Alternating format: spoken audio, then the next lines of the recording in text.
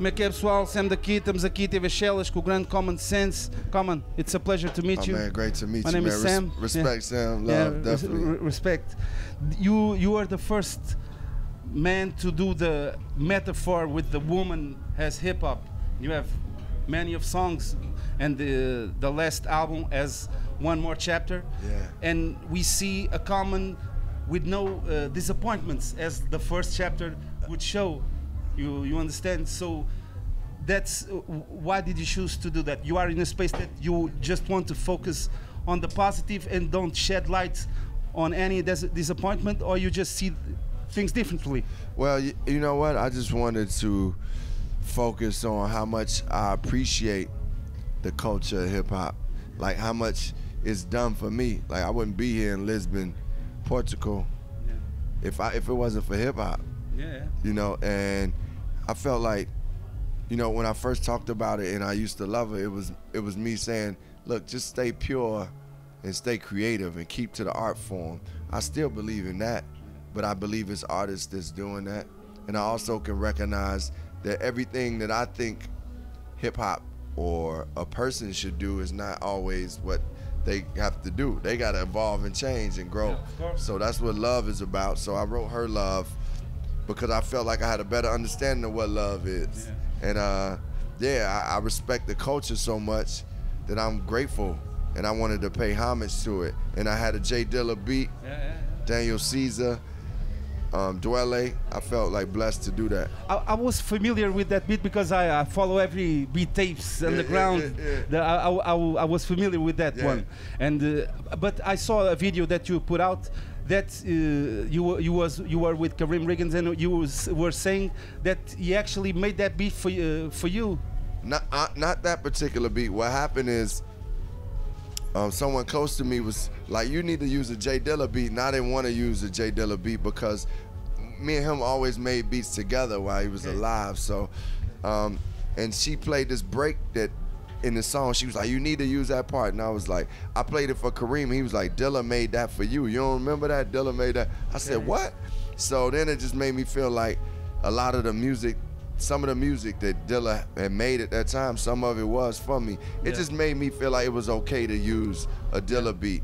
Once I knew that at that period of time, he was making some beats for me, and it just made like, I felt like the spirit was okayed it. It felt like okay to do it. So in this case, it wasn't the beat that invited you to do a next chapter. You already had in mind to do a next chapter, and then the beat came. Honestly, I started writing that song to another beat. And when I got the J Dilla beat, I just went back and rewrote it because it needed to fit the beat. And it was just, I was like, this is a Dilla beat, I gotta approach it a different way. But I had already started like 2 DJs, 1 microphone, we freestyle, we write at home. And talking about other beats that you rhyme to, I just want to clarify one thing as a nerd type of stuff, you know, about the B intro that Kanye West produced. There's like online, there's some Dilla stuff, and there's one specifically that says B intro that Dilla produced. But when I listen to it, it sounds like Kanye. Other beat that Kanye did. You know what I'm referring to? Well, Kanye produced that intro, for sure. He produced B. What you hear at the beginning of it is that upright bass. That's a bass player named Derek Hodge. He's a super talented, creative artist, producer. He played that doom doom doom doom. Doom, doom, doom, doom. That's one of the best intros ever. Yeah. What key is that in? Boom Bishop. B. Yeah. So he played that in B flat or D. No, but I'm talking about the some other beat that. Then on the chorus the sample releases. Let it be known, let it be known. I'm sorry. Oh, you're talking about Let It Be Known. Okay. Yes. But there, I think it's quoted as B alternative intro or original intro. The lyrics. That was a beat. That was a beat that Kanye made for me that I never used. Okay, that's Kanye. That's what I'm saying. But everybody online says that it's a Dilla beat, No, and I always felt it was Kanye. No, that's a Kanye beat. Yeah. That's a Kanye beat. I remember he made it, and I started writing to it, and I was talking about let it be known that da da da da. I don't remember what I was saying on it, but no, that was straight Kanye. You could tell could tell the difference between a Kanye and a Dilla beat. Yeah, yeah. Like, but I heard that on already on the B album that was unfortunately when Dilla passed around that time.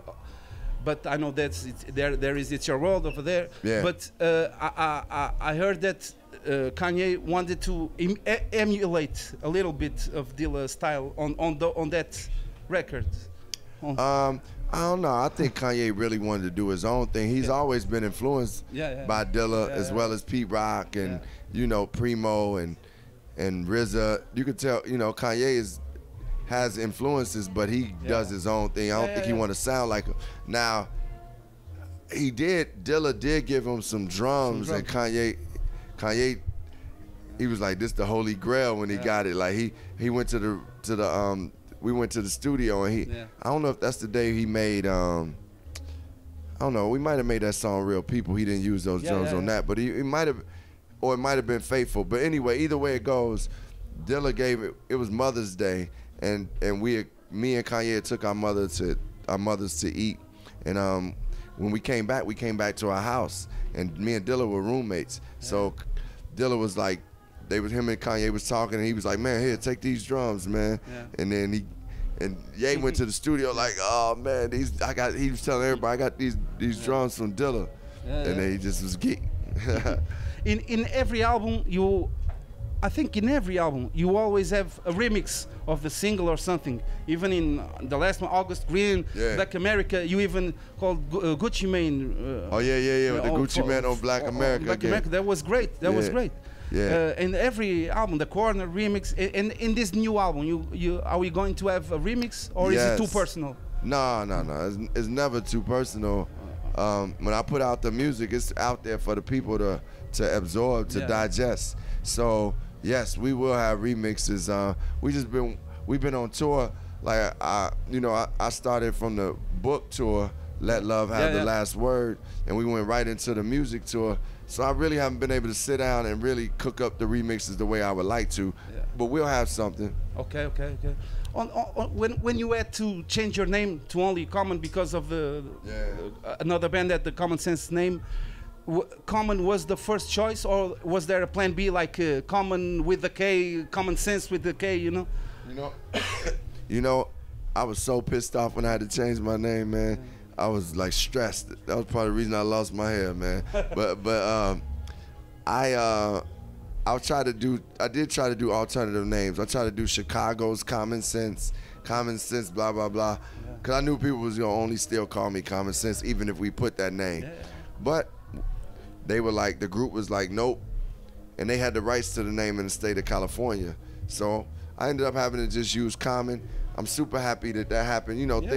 Some things happen when you stressed out and you like, man, why is this happening? And now it turned out to be a benefit, because I feel like that name I represent everyday people. So of course. Common is the name. It fits, and I'm still Common Sense somewhere deep down. Of course, man. And about the project that never came out, Nas.com, was that ever a thing? Oh no, that was for real. We just never went into the studio and started cooking it up. But me and Nas have been talking about it, and we really wanted to do it. But at the time, he was working on what he was working on. I was working on different things, films and stuff. So if it could happen, man, I still would be down, man, because Nas is my favorite artist, like hip-hop artist. You reconnected because maybe of No ID, right? Because he was producing him and you was as well. Well, we reconnected. We connected just because we'd be around and see each other and be like, and I know, like, I let Nas know, like, yo, you my favorite. Like, like Illmatic changed the way I rapped. So I think, we just formed a bond. We got mutual respect, and we was like, yo, let's do something different. Like, feel like it'll be like Miles Davis and John Coltrane connecting. Thanks, Common. We are going to leave you. Just one last question. You are one of the best live performers that we see, that because I never saw you with a hype man. Maybe just like a show, Mos Def in Germany with De La Soul in those De La Soul days when they did the business. Yeah. But do you have any tips? And I'm a rapper as well, for like the breath control and stuff like that. Well, I know you're a rapper, and much respect to you. I know you're one of the greats out here, so respect to you. First and foremost. I believe, you know what I used to do, man? And I still kind of, but I used to rap my songs and go jogging for breath control, because breath control was always important. Like KRS said, breath control, breath control, breath control, styling, breath control, low, breath control, low. Anyway, that made me be like, oh man, I gotta really have breath control. I saw KRS-One, I saw Big Daddy Kane doing all them dances and still breath control. I seen Michael Jackson performing. You don't see them out of breath. So I felt like I gotta be on point. So I just started saying my rhymes while I'm working out or doing something. That's one thing. Just physical shape helps. And then, you know, kind of breathing from your stomach. I seen Black Thought. Black Thought know that technique. I don't know how to do it perfectly. He does. But I just kind of, you know, I don't know, man. I just like make sure I'm say my raps while I can work out, and if I can do that, then I can do it on stage. Of course, man. Come on. Nice to meet you. It was a pleasure. Bro. Nice, bro. Great to meet you, son.